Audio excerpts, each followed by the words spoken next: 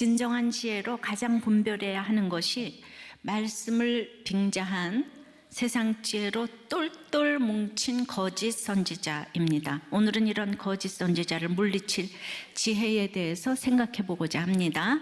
첫째로 거짓 선지자는 어린 양의 모습으로 미혹합니다. 11절입니다. 내가 보매 또 다른 짐승이 땅에서 올라오니 어린 양같이 두 뿔이 있고 용처럼 말을 하더라. 1절에 사단인 용의 권세를 받은 첫째 짐승은 이제 적그리스도의 모습으로 바다에서 올라왔어요. 사자 같은 권세로 교회를 핍박하면서 회방했다면, 여기 11절에 땅에서 올라온 짐승은 지금 무슨 모양이라고 했습니까? 어린 양이 아닙니다. 어린 양 같은 모습입니다. 고린도후서 11장 14절에 이것은 이상한 일이 아니니라 사탄도 자기를 광명의 천사로 가장하나니 말씀처럼 어린 양 같은 모습을 하고 광명한 천사같이 그리스도를 흉내내고 있습니다. 여러분들 거의 합격은 없습니다. 99% 겉모습을 흉내내어도 가짜는 가짜입니다. 이것을 분별하는 지혜가 말세에 가장 필요한 지혜입니다. 근데 모습은 어린 양인데 두 뿔이 있고 용처럼 말을 한다고 해요. 이 어린 양 같은 짐승은 계시록 19장 20절에 보면은 이제 짐승이 잡히고 그 앞에서 표적을 행하던 거짓 선지자도 함께 잡혔으니, 그러니까 이제 두 짐승이 다 잡혔어요. 불못에 다 던져지고. 그런데 정확하게 지금 이제 이 나중 짐승을 거짓 선지자라고 여기 표현을 했습니다. 그래서 정말 우리가 마지막에 거짓 선지자가 판을 치는데 그리스도가 여기저기 난무합니다. 마태복음 7장 15절에 거짓 선지자들을 삼가라. 양의 옷을 입고 너희에게 나오나 속에는 노략질하는 일이라. 그러니까 겉은 양의 옷을 입고 용처럼 말한다는 것은 용의 사상을 퍼뜨린다는 얘기예요. 그러니까 초대교회 핍박이 300년간 어마어마하게 10차례에 걸쳐서 있어요. 그런데 그 로마 5대 박해자인 동시에 5대 현명한 황제 중 한 사람으로 꼽히는 마르쿠스 아우렐리우스가 있죠. 그 사람의 명상록 너무 유명하잖아요. 그러니까 훌륭한 인격을 완성하려고 해요, 그 황제가. 근데 한편으로는 이 기독교인들을 잔인하게 죽였던 이런 로마 황제의 이중성을 봅니다. 그래서 네로 황제가 적그리스도처럼 무섭게 회방했다면, 이 아우렐리우스는 어린 양의 모습을 한 거짓 선지자처럼 핍박을 했어요. 여러분, 이 세상의 권세는 사단이 준 것이라는 말이 정말 맞습니다. 평화의 왕이라는 것은 그리스도 외에는 존재할 수가 없습니다. 지난주 금요일 국민일보 기사에 이런 게 났어요. 기자하고 인터뷰를 하는 건데 다자연애가 무슨 문제냐, 이런 이제 제목으로. 한동대 학생 A군이 지난해 12월 학칙을 위반하면서까지 페미니즘 강연을 강행했어요. 그래서 이제 기독교 대학 한복판에서 이 강사들, 자기네 친구들 자신의 매춘 경험을 소개하고 그 다자연애, 동성애를 적극 두둔한 거죠. 그래서 여기서 그치지 않고 타대학에 가서 한동대와 다자연애를 주제로 발표까지 했습니다. 학교는 수차례 반성의 기회를 줬지만은 A군이 거부하자 이제 무기정학 처분을 내렸어요. 그래도 반성만 하면 징계 수위를 낮추겠다는 입장인데, 이런 상황에서 다자연애를 두둔하는 국가인권위 조사관이 인권 침해와 차별을 조사하겠다면서 한동대에 들이닥쳤습니다. 그러면서 이분이 하는 얘기가 다자연애자도 성소수자입니다. 성적 지향의 일종인 다자연애를 소개하는 게 무슨 부도덕한 행위냐? 무리를 끼치기라도 했냐? 양성애자들도 집단 난교를 하잖아요. 다자연애에 대한 비판은 차별입니다. 그러니까 이제 이렇게 물었어요. 성적 지향은 둘째치고 성소수자의 범위는 도대체 어디까지를 뜻합니까? 이건 기자가 물은 거예요. 혹시 수간자, 근친상간도 포함되나요? 그러니까 조사관이 뜨끔했는지 말을 잊지 못하였어요. 잘 모르겠습니다. 아니 그것도 뭐 엄연한 성적 끌림, 성적 지향 아닙니까? 거기까지는 생각해보지 못했네요. 제가 전문가나 학자가 아니어서 답변할 수 없네요. 이 조사관은 성소수자의 범위조차 제대로 파악하지 못한 채 조사 활동을 벌이고 있었다는 거죠. 예, 인종, 국적, 피부색, 장애 등은 절대 변하지 않는 속성으로 이건 차별해서는 안 됩니다. 만약 차별하면 이거는 처벌받죠, 이런 거. 네, 그야말로 차별금지법 위반으로. 하지만 성적 지향과 사상 종교는 전혀 다른 문제죠.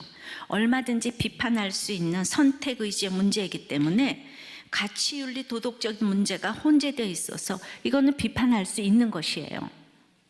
이런 상황에서 다자연애를 두둔하는 국가인권위 조사관이 인권 침해와 차별을 조사하겠다면서 복음적으로 알려진 한동대에 들이닥친 상황입니다. 여러분들이라면 어느 편을 들어주시겠습니까? 이것이야말로 소수의 인권을 보호하여 차별을 반대한다는 어린 양 같은 모습을 한 용의 가치관 아니겠습니까? 우리 성도님들 중에도 한동대에 다니는 자녀들이 있는데 정말 영적 전쟁이 심하다고 해요. 기도해 주시기 바랍니다. 자, 이뿐만 아니라 가정에서도 부드러운 모습을 한 용의 가치관에 대해 미혹당할 때가 많습니다. 부모에게 효를 빙자해서 부모님 싫어하는 것은 안 해야 된다 그러면서 나중에 돌아가시고 우리가 잘 믿으면 된다고 이렇게 부드러운 모습으로 조상신을 경배하게 합니다. 아이들에게도 지금은 공부할 때이기 때문에 대학 붙고 교회 나가면 된다고 어린 양같이 부드럽게 용의 가치관을 넣어줍니다.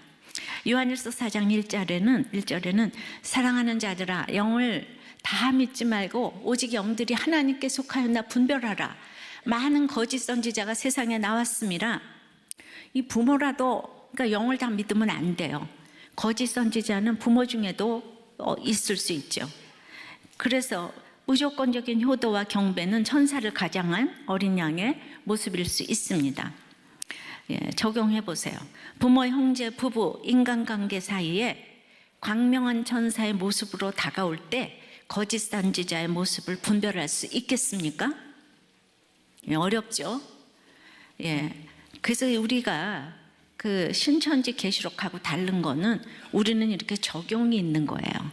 적용이 있다는 거는 사랑이 있다는 거예요. 아셨습니까? 이단은 마지막에 사랑이 없는 거예요. 예. 자, 둘째 짐승인 거짓 선지자는 자기에게 권세를 준 두 번째 적그리스도를 경배하게 하는 일을 합니다. 12절입니다. 그가 먼저 나온 짐승의 모든 권세를 그 앞에서 행하고 땅과 땅에 사는 자들을 처음 짐승에게 경배하게 하니 곧 죽게 되었던 상처가 나온 자니라. 자, 성부 하나님이 있고 성자가 성부 하나님께 영광을 돌리고 그 밑에 참 선지자가 있듯이 사단의 나라도 이를 흉내내요. 사단이라는 용임금이 있고 그 밑에 바다 짐승 적그리스도가 있고 적그리스도의 하수인으로 땅 짐승인 거짓 선지자가 있어서 지금 적그리스도를 경배하게 합니다. 그러니까 어린 양 같은 이 가르침은 무엇입니까? 이단과 거짓 철학에 공통된 특징이 있죠. 예. 그 성경에 어긋나는 허황된 것을 자꾸 창념하게 해요. 그래서 진짜 유념해야 할 말씀으로부터 우리의 관심을 빼앗아서 아닌 것에 집중을 하게 합니다. 성경을 문자적으로 해석하며 성경에서 한 걸음 더 나아가는 새로운 계시가 있다고 확신을 해요. 이 새로운 계시에는 주로 인류의 역사와 이 종말 부분이 짜여진 각본처럼 제시되어 있어요. 종말에 이스라엘은 어떻게 되는가? 북한은 언제 열리는가? 우리 가정은 언제 회복되나? 내 아이는 언제 변하나? 세상의 시작과 종말을 다 아는 것처럼 예, 정말 우리는 전쟁 나는데 도망가야 되지 않나? 뭐 이런 거 예, 미혹하면서도 세상의 종말을 다 아는 것 같아요. 그러면서 내 인생도 거기에 속한 것처럼 계속 이렇게 말을 해주는 거예요. 환난과 핍박 속에서 하나님만이 상급이 되라고 가르치는 것이 아니라 이 땅에서 올라온 짐승이니까 이 땅에 소망을 두고 이 땅만이 상급이 되어서 그리스도 비슷한 적그리스도를 경배하여 예수를 이용하면 이 땅에서 면류관을 쓰게 된다는 거예요. 그러니까 예수를 이용하는 거는 갖은 그냥 공식 많잖아요. 예. 새벽 기도에 11조에 뭐 많잖아요. 그죠? 예. 그러니까 이렇게 가르치는 자들은 전부 땅에서 올라온 짐승들인 거예요. 그래서 요한일서 4장 3절에서 4절 보면 예수를 시인하지 아니하는 영마다 하나님께 속한 것이 아니니 이것이 곧 다 같이 적그리스도의 영이니라. 오리라 한 말을 너희가 들었거니와 지금 벌써 세상에 있느니라. 그러면 예수를 시인하지 않는 거, 교회를 다니면서 예수를 믿는 것 같은데 예수를 시인하지 않는 게 무엇일까요? 그러니까 예수 그리스도를 믿는다면 모두에게 왕관 쓰고 멋있게 와야지. 이 땅에 목수의 아들로 와서도 안 되고 십자가에 못 박혀 죽어도 안 된다. 이렇게 생각하는 게 예수를 부인하는 거예요. 거짓 선지자는 초라한 예수를 부인하며 결국 이 세상의 큰 권세인 사단의 세력을 경배하게 하는 거예요.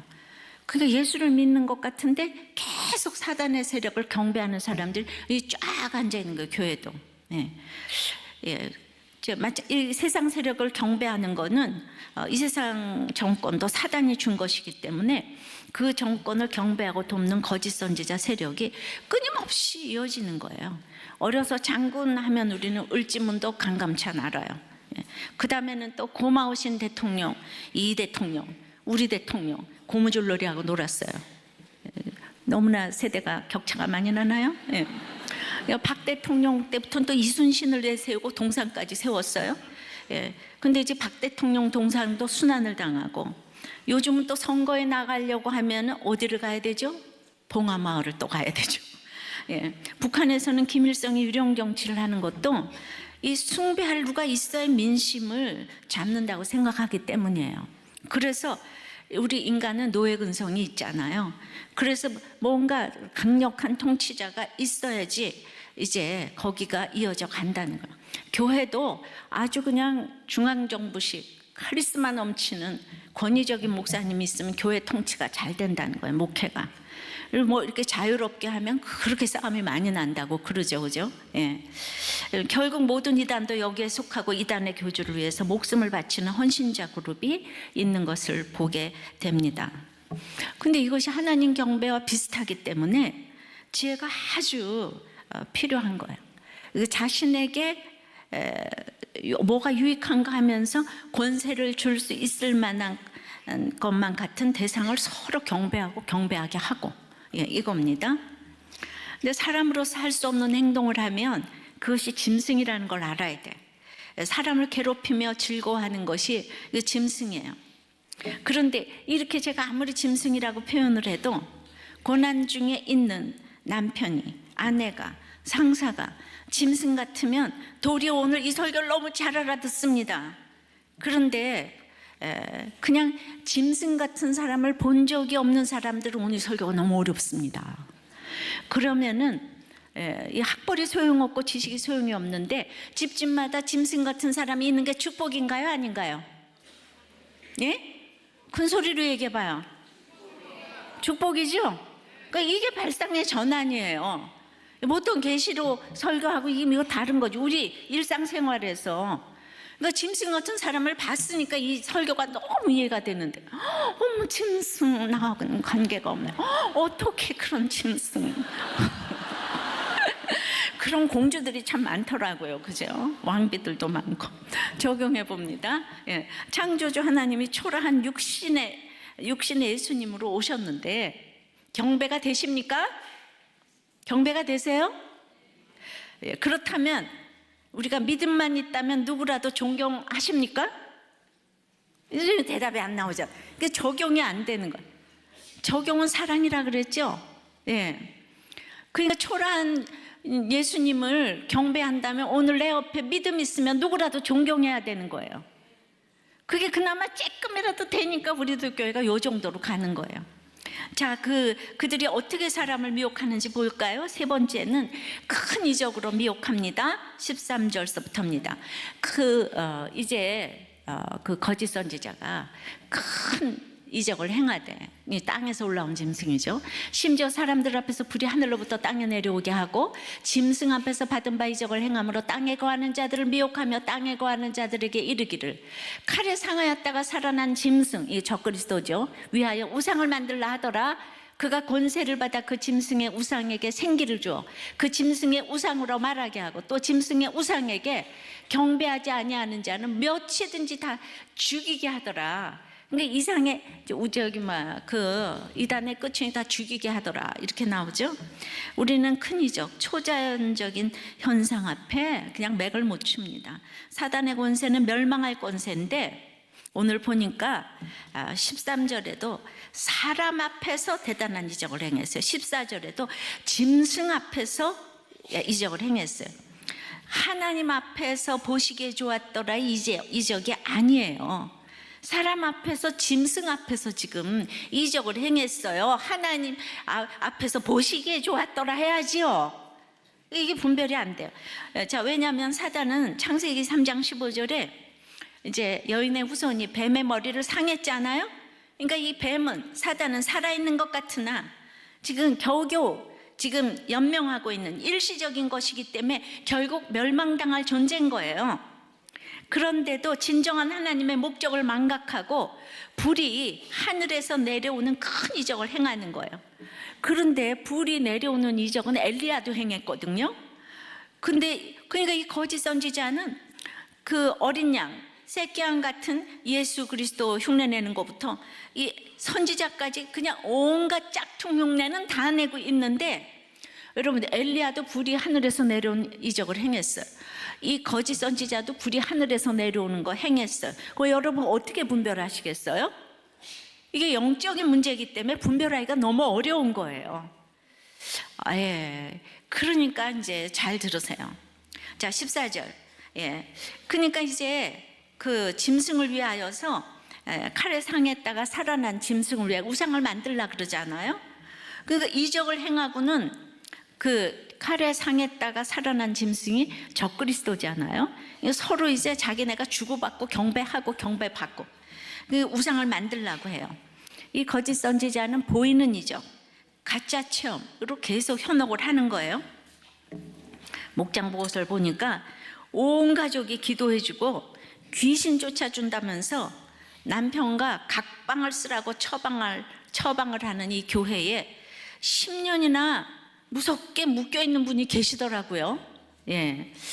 그래서 이제 우리는 잘 들으세요. 칼에 상하였다가 살아난 짐승을 위하여 우상을 만들라 했는데, 그거보다는 칼에 상한 것 자체를 받아들이는 것이 이적입니다. 할렐루야. 뭐가 또 할렐루야겠어요.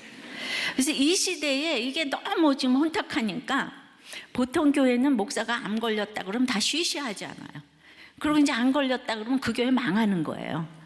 그런데 저는 그러거나 말거나 암이라고 큰 소리 치고 항암한다고 큰 소리 치고, 우리도 교회 성도들은 기도할 때마다 우리 목사님 항암하는데 그냥 후유증이 심하다고 하는데 다 그냥 어디 성도 쫓는 기도만 그렇게 맨날 다 하고, 앞으로 그 기도는 다 스톱하세요.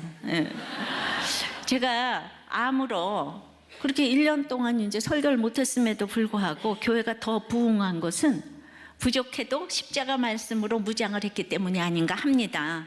이것이 진정한 기적이라고 생각해요. 왜냐하면 저 조금 이따 갈 사람인데 이렇게 말씀으로 여러분들이 무장이 돼 있어야지 계속 하나님 믿고 천국에서 만날 거 아니에요? 15절에 그들이 우상에게 생기를 주었다고 했는데, 생기 히브리어 푸뇨마는 영, 혼, 무슨 기운, 성령 등을 말합니다. 앞서 계시록 11장 11절에 두 증인에게 생기, 거기 똑같은 생기 푸뇨마가 들어가 발로 일어섰다고 했는데 대조가 되죠. 그러니까 성령님은, 진리의 성령님이 장래일을 알게 하신다고 했고, 십자가 지는 것을 효과적으로 도우신다고 했어요. 이펙티브 파워로 도와주신다고 했습니다. 그런데 거짓 선지자는 이 적그리스도의 제사장이잖아요. 지금 적그리스도가 임명했어요. 그러고는 이제 우상에게, 그 적그리스도 우상에게 생기를 주는 행위를 하는 거예요. 근데 이는 창조주 하나님을 향한 가장 큰 모독이에요. 성령님을 모셔드리는 게 아니라 성령님의 흉내를 내면서, 이거는 너무나도 위험하고 이상한 성령 운동으로 우리를 미혹해서 가장 하나님 비슷하게 혼란을 가져다 주는 거예요. 그러니까 이 성령 운동을 하면서 뭐 치유, 신유 다 일어나잖아요. 이게 정말 너무 하나님 비슷해요. 막 방언도 하고 뭣도 하고 막 살아나기도 하고 이러니까. 근데 15절에 짐승의 우상이 말하게 했다고 했는데 경건은 말에 있는 게 아니에요. 눈으로 보이지는 않지만은 성령의 열매가 있어야 진짜인 거예요. 사랑과 희락과 화평과 온유와 절제와 충성 등 삶의 열매가 있어야지. 이런 열매 없이 베풀어지는 그런 이적은 절대적으로 경계해야 되는 거예요. 그러니까 내 안에 있는 가식, 체면, 더러움을 도려내야 하는데 자꾸 괜찮다고 하면서 이상한 생기를 주어서 말하게 하는 거예요. 자녀가 기가 죽는다고 돈을 자녀에게 듬뿍 주면서 너 무시당하면 안 된다고 내 우상인 자녀에게 생기를 줍니다. 적그리스도가 우상이면 우리는 자녀가 우상이고 돈이 우상이고, 그렇죠? 거기다가 자꾸 생기를 주는 거죠. 남들이 하는 대로 똑같이 하지 않으면 소외당하는 것 같고 뒤처지는 것 같아 불안하니까 결국 따라가게 됩니다. 이것이 우상 숭배하지 않는 성도들을 가차없이 죽이려고 하는 그 의미라고 이렇게 봅니다. 또한 거짓 배우자, 거짓 동업자를 분별해야 합니다. 그래서 언제나 숭배를 강요하다가 안 되면 죽여버린다 그랬잖아요. 오늘 이것도 사람도 숭배하다가 상대방이 받아주지 않으면 나는 당신은 나의 태양이라 그러면서 받아주지 않으면 너 죽고 나 죽자 이러잖아요. 그러니까 이런 관계는 인격적인 관계가 아니에요. 집착하는 거, 이해타산적인 건 다 우상이에요. 여러분, 우상 사랑이라 그러지 않죠. 우상은 숭배한다 그래요. 하나님은 숭배한다 그러지 않아요. 하나님은 사랑한다 그래요. 인격적인 관계가 아닌 것 전부 다 우상입니다. 적용해 보세요. 여러분은 어떤 우상에게 생기를 불어넣고 있습니까? 자녀입니까? 허풍입니까? 거짓입니까? 뭐 여러 가지 많겠지만 내가 좋아하는 거에 계속 생기를 불어넣고 있는 거예요. 결국은 이제 다 죽을 텐데. 그러나 우리가 길이 없는 것 같을 때 이 어린 양 같은 모습으로 죽었다가 살아난 모습으로 막 간증을 하며 큰 이적을 베풀어주면 다 그 사람을 숭배하게 돼 있어요. 누가 분별을 하겠습니까? 여기에 지혜가 있습니다. 누가복음 16장 27절서부터 보면 이제 부자가 지옥에 갔어요. 그 나사로 있잖아요. 그 지옥에 가가지고 지옥에 가서 친척들에게 가서 지옥에 있다고 내가 말하고 오겠다고 이러니까 모세와 선지자를 믿지 않는 자들은 죽은 자가 살아나도 절대 믿지 못한다고 그러셨어요. 말씀이 들리지 않는 자들은 기적만 좋아하고 결국 그 기적을 베푼 사람을 숭배하고, 잘 들으세요. 기적을 베풀게 해주신 하나님을 믿지 않습니다. 눈에 보이는 기적은 기적을 베푼 목사를 숭배할지언정 하나님께 경배하지 않습니다.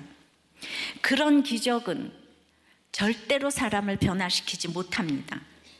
날마다 안수기도 받고 기적을 체험하고 싶으시겠지만 오늘 말씀 듣고 믿고 십자가를 길로 적용하는 것이 최고의 지혜입니다. 지혜 많은 사람들이 모였기 때문에 제가 아파도 교회가 요동함이 없지 않아요? 적용해 보세요. 기적을 베푼 그 선지자를 통해서 하나님을 경배하십니까? 기적을 일으킨 그 목사를 숭배하십니까? 자, 네 번째 거짓 선지자는 짐승의 표를 받게 합니다. 16절입니다. 그가 모든 자, 곧 작은 자나 큰 자나 부자나 가난한 자나 자유인이나 종들에게 그 오른손이나 이마에 표를 받게 하고, 누구든지 이 표를 가진 자 외에는 매매를 못하게 하니 이 표는 곧 짐승의 이름이니 그 이름에 수라, 짐승의 이름이나 그 이름의 수라. 그 당시 이제 표라는 말은요, 당시 로마 황제의 이름을 명시한 공식 문서에 찍는 인장을 뜻해요. 로마 정부는 노예들의 손, 어깨, 이마에 이 노예의 낙인을 찍었어요. 이 사람은 로마의 소유이며 로마가 보호하겠다는 의미로 인을 쳤지만 실상은 로마에게서 도망갈 수 없게 만들고 로마의 재산이라는 뜻으로 인을 쳤어요. 그러므로 짐승의 표란 그 자체가 하나님의 영광을 가로채고자 하는 악한 시도의 표시라고 할 수 있습니다. 짐승의 표를 받는다는 것은 짐승의 이름을 받는 것이에요. 예수님 없는 인간의 주인이 누구겠습니까? 사단입니다. 사단의 사주를 받고 거기에 순종하며 살아갑니다. 이 짐승의 표에 관해선 인류의 시작 때부터 성경에 언급되어 있습니다. 창세기 4장 15절에 이제 최초의 살인자 가인을 죽이는 자는 벌을 7배나 받으리라 하시고 가인에게 표를 주사 그를 만나는 모든 사람에게서 죽임을 면하게 하실 것이라 그랬어요. 그러니까 구원받지 못한 가인의 표는 세상에 가지고 가면 아무도 너를 죽이지 않는다고 하니까 그 표만 있으면 세상은 가인을 미워하지 않고 세상과 짝하여 살 수 있는 사단의 표라는 거예요.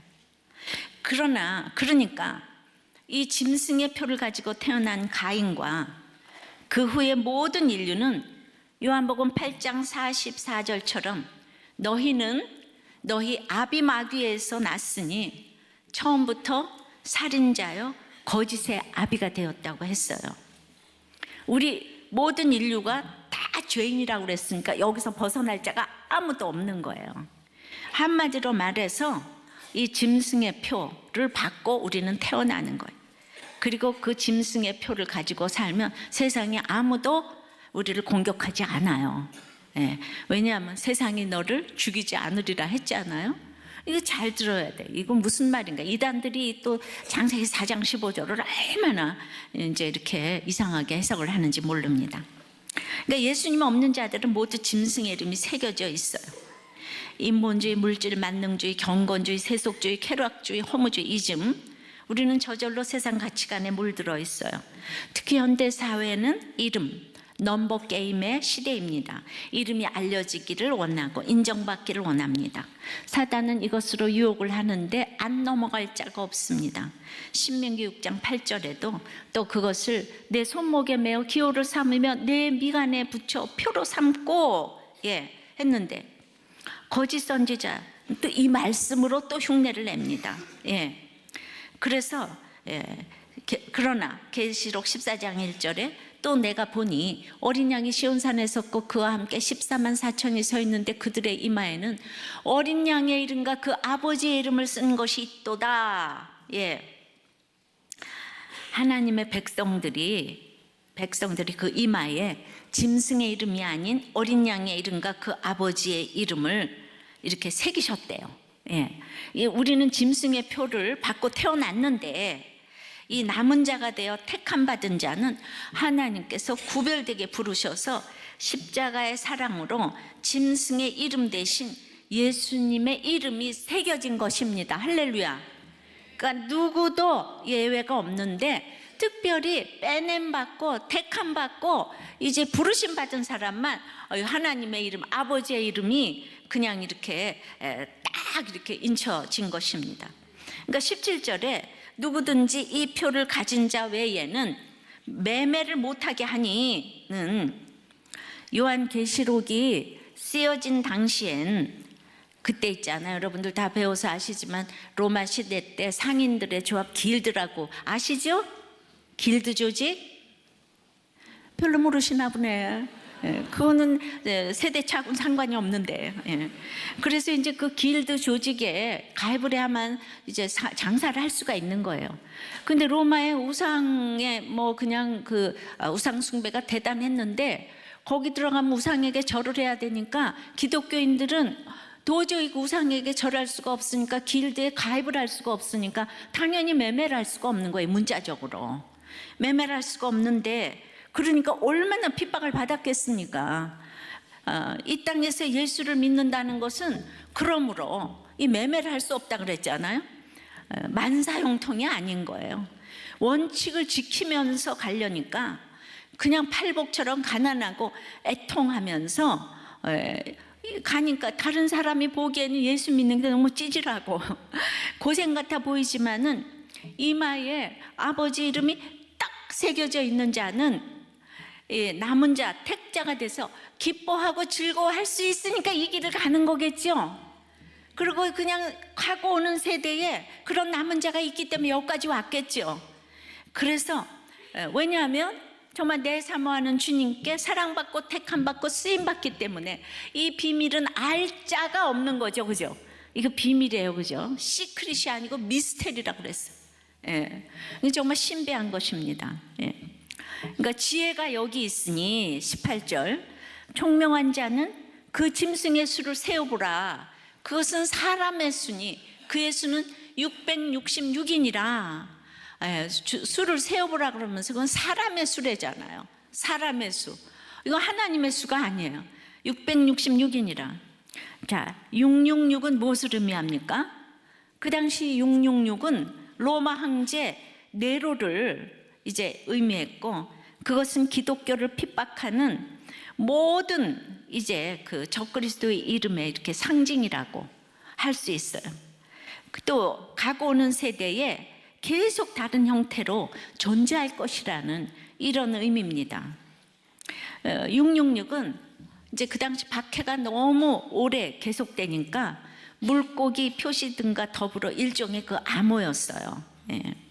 근데 게마트리아 무슨 뭐 이렇게 수법이라고 해가지고 이제 그 당시에 너무 박해가 계속되는데 히브리 그 알파벳은 이렇게 숫자가 있거든요. 알파는 1이라 그러면 오메가는 800. 이래서 666을 막 계산해 보니까 그 네로더라 뭐 이제 그렇게 해서 했지만은 그것이 문자적으로 그렇게 이제 또 해서 뭐 히틀러도 666이고 뭐 이제 그런 것도 있을 수가 있지만은 그걸 문자적으로만 해석하시면 이제 안 되는 것입니다. 그래서 그러므로 이제 그 당시에 도저히 뭐 우리를 핍박하는 네로 이렇게 얘기할 수는 없잖아요. 그래서 이 히브리인들은 다 알아듣는 이름에 이제 쓰였는데, 이 얘기는 로마 황제라는 최고의 인간의 권력과, 그죠? 이 사람의 수라 그랬잖아요. 지혜가 행할 수 있는 최고의 것이라 해도 666이라 이거예요.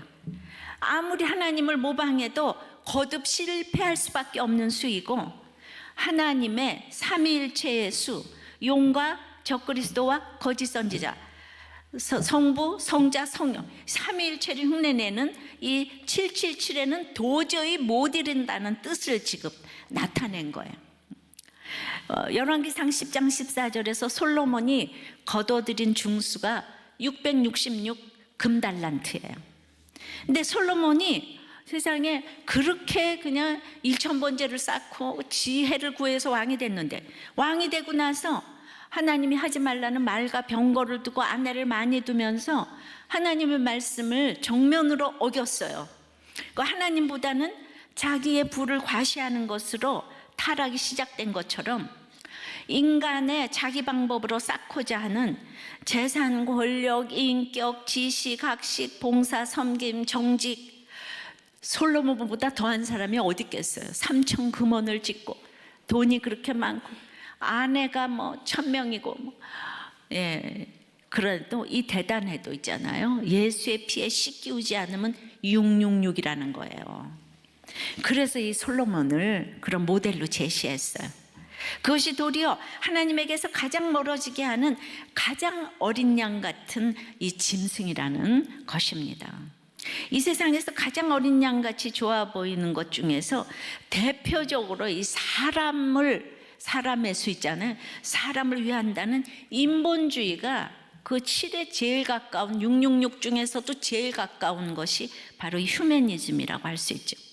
쉰들러 리스트는 교회들이 단체 관람할 정도의 영화예요. 그러나 그렇게 독가스로 600만 명이 죽었는데도 유대인들에게는 아직까지 보기에 초라한 예수님이기 때문에, 하나님이 곧 예수님이신데 이 예수님 죽인 것을 회개하지 않고 있는 거예요. 그러니까 나치를 심판의 도구로 쓰셨지만은 유대인들은 2000년이 지나도록 회개하지 않고 여전히 구약의 여호와를 우상으로 섬기고 있어요. 그러니까 우리가 그 영화를 보면 독일 놈들이 너무 나쁘고 유대인들은 너무 불쌍하잖아요. 그죠? 그렇잖아요. 그런데 우리가 구속사적으로 보고 성도의 그 가장 큰 것은 인내와 믿음이라고 그랬는데, 우리가 성경을 아는 사람은 어떻게 예수님을 잡아주고 나서 지금 2000년 동안 회개를 하지 않는 민족이 유대인들이잖아요. 지금 600만 명이 죽어나가 넘어가도 눈도 깜짝하지 아니하고 회개를 안 해요. 유대인들이 잘났거든요. 머리도 좋거든요. 아주 주의시 가는 곳에 경제가 그냥 정말 그냥 통하고 뭐 이러잖아요. 그러니까 하나님하고 예수님하고 이원론적으로 생각하는, 바로 이것이 인본주의의 이제 심볼이라는 거예요. 여러분 이해되십니까? 예, 그 홀로코스트 봤지만 이 사람들은 독일 놈들이 너무 나빠요. 그러니까 우리가 이거를 성경적으로 갖고 오면은 아무리 남편이 나쁘고 뭐 아내가 나쁘고 해도 내가 예수를 믿는 게 최고고 내가 내 죄를 회개하지 않는 게 최고의 악인데, 그렇게 바람을 피고 알코올 중독을 해도 내가 회개하지를 않아. 나는 옛날부터 예수 믿는 사람인데, 내가 불신 결혼해서 이 남편 아내를 맡게 했는데 내가 회개하지 않냐고 술 먹고 바람 피고 이것만 욕하는 게, 이게 꼭 신들러 리스트에 나치하고 지금 유대인의 관계라 이 말입니다. 아이고 어려워라. 아유, 이렇게 이게 해석이 되면 여기 누가 이혼할 사람이 있어요? 바로 성경을 이렇게 해석하는 게 지혜가 여기 있으니 할렐루야. 이렇게 되지 않으니까 저놈은 독일 놈들은 나쁜 놈들이고 이 유대인들은 그냥 너무 불쌍해. 불쌍하죠. 그 장면만 불쌍하지만 우리는 이렇게 전체적인 구속사적으로 인류 역사를 봐야 된다는 얘기예요. 이해되셨으면 좋겠어요? 예를 들어서 엄마가 파출부에서 전 재산을 지금 과외비 된다면 말이죠, 또 얼마나 훌륭하다, 막 그냥 이 정부에서 그 엄마한테 뭘 줘야 돼. 근데 부자가 돈 많아서 시키는 것보다 더 욕심쟁이 아니에요? 부자는 100개 중에 1개로 과외를 시키는데 이 사람은 100개 중에 100개로 과외를 시켜. 바로 이것이 그냥 대단한 엄마다가 아니고 바로 이게 인본주의 666이라는 거예요. 이게 사람을 위한 거라는 거예요. 하나님을 위한 게 아니라. 욕심의 양이 훨씬 많은 거예요, 이쪽이. 없으면 안 해야지 되고, 있으면 먹고 없으면 금식하고 죽으면 천국 가야지, 없으면 빚을 내야 되고, 없으면 사기를 쳐야 되고, 뭐 이렇게 방법이 사단의 권세와 이걸로 계속 나오면 안 된다는 거죠. 그러니까 666은 너무 하나님과 근사치로 보인다는 거예요. 그 중에서 가장 이즘 중에서 무서운 게 그러니까 휴머니즘이라는 얘기예요. 오늘 사람의 수라고 얘기를 했잖아요. 인내와 믿음은 지혜와 총명으로 나타나는데, 즉 총명한 자는 이것이 하나님인가 세상 권세를 향한 큰 권세인가 이 수를 세워보라는 거예요. 예, 우리가 계시록의 인해 재앙과 나팔 재앙을 들으면서 6번째까지는 재앙의 내용이었던 거 기억하죠? 근데 항상 7번째 가면 하나님 나라가 나오는 거예요. 그러니까 일관되게 6과 7을 비교해서 나오는 거예요. 6은 세상이고 7은 하나님이고. 예. 그래서 여기에서 그 666 이 수를 세워보라고, 666이 베리칩이다 뭐 이러면서 얘기를 했는데, 제 의견이고 합동 측의 베리칩의 정의를 좀 알려드리겠어요. 저를 하도 욕을 하니까. 그런 어떤 새로운 기술 자체를 그래서 이제 마이크로칩, 베리칩을 이렇게 장착을 이제 뭐 하고 안 하고 이제 막 이러잖아요, 그죠? 그러니까 어떤 새로운 기술 자체를 요한계시록의 짐승의 표와 동일시하는 것은 완전히 빗나간 거라는 거예요. 베리칩을 비롯해서 바코드, 컴퓨터, 옛날에는 유럽연합 뭐 별거 많았어요. 또 컴퓨터, 신용카드 등 모두 일반 은총의 영역에 속해요. 기술 문명에 속한 그것들 자체는 선한 거라는 거죠.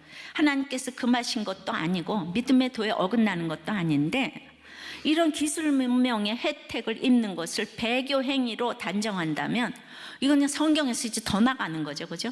그러니까 우리를 구원해서 떨어지게 하는 유혹과 시험의 본질은 물질적 원리가 아닌 거예요. 마음과 생각을 지배하는 정신적임의 영적인 원리라는 거예요. 그러니까 베리칩을 짐승의 표로 간주하고 그것을 받는 자는 구원에서 끊어진다는 주장은 참으로 터무니없는 허황된 주장이라고 이렇게 말을 했습니다. 그래가지고 있잖아요. 666번 버스가 있는데요. 그 버스를 탄 성도가 이 번호를 알고는 기절해서 내렸다는 얘기예요. 예. 그다음에 뭐 여기다가 뭐 이렇게 했는데 뭐 그 저기 그 어디로 무슨 롯데월드에서 도장 찍어준 건데 너 뭐 받았냐 이렇게 도장 찍어 큰일 난다. 예. 이게 뭐든지 지금도 말할 게 너무 많지만은 그러나 저는 어느 날 이렇게 보니까 모든 권세와 가진 정주영 회장이 솥대를 몰고 북한을 가는데 그때 자동차 번호가 6666이더라고요. 근데 뭔가 그냥 이 세상의 모든 것을 가지고 우리가 이렇게 북한을 굴복시킬 수는 없는 거예요. 근데 뭐가 상징적인 정말 그 인간의 수가 본인은 이제 몰랐을 텐데 제가 기억에 남습니다. 이거는 다른 얘기입니다. 의미가. 어쨌든 666은 하나님께서 지혜를 주신 하나님의 백성들만이 알 수 있는 내용이에요. 그래서 하나님을 대적하여 하나님을 흉내내서 성도들을 미혹하는 오고 오는 모든 세대의 악한 세력을 총칭하여 상징하는 숫자입니다. 아시겠습니까? 이해되셨습니까? 여러분은 세상에 나가서 신자로서 공격을 받습니까? 예, 공격받은 일이 좀 있습니까? 자, 어떤 분이 교묘하게 믿음을 황폐화시켰던 지도자에 대해서 나눔을 했어요. 이제 그 공동체에서 너무나 은혜를 받고 옛날 큐티 모임에 있었던 일이에요. 그래서 죄짐에서 해방시켜 주신 그 예수님과의 만남을 경험하면서 너무 감격스러워서 예배 때마다 울었다는 거예요. 근데 조금 지나면서 죄 사함에 대한 해석이 교묘하게 이용되는 걸 느꼈는데 어떤 부인이 불륜을 저질렀다고 오픈을 하니까 이제 예수님을 믿었으니까 당신은 더 이상 죄인이 아니다. 당당해라. 이렇게 처방을 했는데 그래서 그 죄가 끊어지는 게 아니라 당당하게 그때부터 불륜을 행하더라 이거예요. 예. 그러니까 그거에 대해서 아무도 치리하지 아니하고 그러면서 죄를 오픈하지 못하는 기존 교회만 막 비판하면서 자꾸 면죄부를 주더라 이거예요. 예.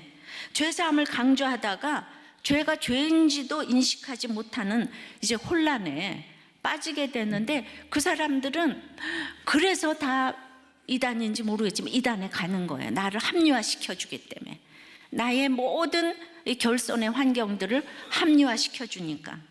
그래서 자신에 대해서 이제 이분은 큐티 모임에 나왔으니까 자기 죄를 이렇게 오픈하니까 이제 율법적이라고 지적을 하고 죄의 용납이 그곳에 복음이 되었다고. 죄를 용납해 주는 곳이 이곳의 복음이라고. 예, 이런 교묘한 거짓이 있을 수가 있어요. 죄는 예수 그리스도의 보혈로 씻기고 처리되어야 자유한 것이지 마음 놓고 죄를 짓는 것이 이제 자유가 아닌 거죠. 양의 옷을 입은 가짜처럼 항상 거짓 선지자는 가장 비슷한 모습으로 옵니다. 구원을 강조하면서 그 이후에 성숙에 대해서 가르치지 않으면 이것이 거짓 선지자예요. 이단은요 안 가르치는 게 아니고 한 가지만 가르치는 거예요. 한 가지만 구원만 강조하니까 이단이고 뭐 말씀만 강조해도 이단이고 찬양만 강조해도 이단이고 이 균형 잡힌 밸런스드 라이프를 살 수 있도록 해줘야지 되는 거예요. 영적 성장만 이용하고 이야기하고 거기서 또 구원을 빼놓는다면 그것도 이단이죠, 그죠? 그래서 말씀, 찬양, 기도, 구제 어느 한 가지에 치우치면 다 잘못된 길로 가는 거예요. 성경은 인내와 믿음을 지키라고 하지만 이 세상은 성도의 인내와 믿음이 결과를 보는 세상이 아니에요. 이 세상에서 상을 받으면 정말 가짜라고 하는 것이 많아요. 그래서 저는 늘 엄마랑 저랑 비교를 해보면서 정말 내가 가짜가 될까 봐 두려운 거죠. 그런 보상은 우리 속에서 끊어내야 하는 거예요. 이 세상이 박수 쳐주는 거 기대하면 안 됩니다. 지금은 알아주지 않고 바꿔지지 않아도 보잘것없는 성도로서의 삶을 목숨을 걸고 여전한 방식으로 살아내는 게 참 지혜입니다. 성도에겐 어떤 것도 사소한 일이 없어요. 우연도 없어요. 예배 하나를 드려도 목숨 걸어야 하고 목장을 가더라도 목숨을 걸어야 이 짐승의 수를 오늘도 세어볼 수 있는 거예요. 목숨을 건 하루하루의 생활을 가야 하는 게 신앙입니다. 종말을 어떻게 잘 준비해야 하는지는 오늘을 어떻게 사는지로 나타나는 거예요. 그것은 구원에 관심이 있는가 없는가로 분별이 됩니다. 그거 외에는 없어요. 이것이 지혜가 여기 있으니인 것이, 그것은 십자가를 통과하지 않고는 생기는 지혜가 아닙니다. 예수님의 산상수인이 7장에서 마무리되는데 15절부터 어떤 사람이 천국에 들어가는지에 대한 결론이라고 할 수 있는데요, 그 첫 번째가 거짓 선지자를 삼가는 거예요. 내가 팔복대로 살고 좁은 문으로 들어가는 삶을 살려고 할 때 가장 방해하는 자가 1번 타자가 거짓 선지자라는 거예요. 예. 근데 우리는 일부러 거기 안주하고 싶은 게 있거든요. 그러니까 예수님을 믿어도 무엇이든지 잘 돼야 돼. 안 되는 건 나에게 믿음이 없기 때문이라고. 그래서 사업이 실패하고 입시에 떨어졌다고. 예. 그러니까 나를 따르라. 예. 처음엔 그럴듯하게 들리지만은 그렇게 맨 처음엔 들었는데 10년이 지나고 20년이 지나도 삶이 안 변화되는 거예요. 지혜를 가지고 이런 거짓 선지자를 분별해야 합니다. 이해되십니까? 우리가 이게 맨날 분별이 안 돼. 내가 지금 원하는 것이 사단의 권세인지 하나님의 권세인지 그걸 딱 알면 얼마나 좋겠습니까? 이것이 성도의 이제 견인이고 우리의 삶이라고 생각합니다. 말씀했습니다.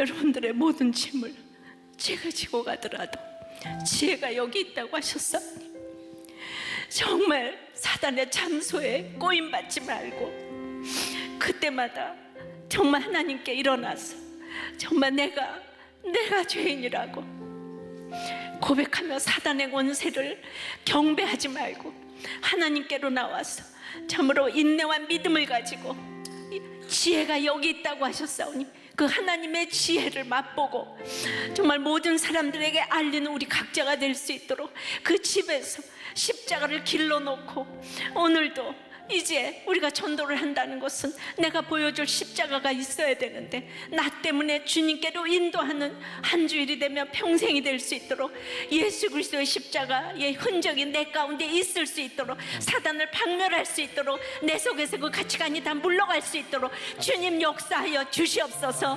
예수 그리스도의 이름으로 기도드리옵나이다. 아멘.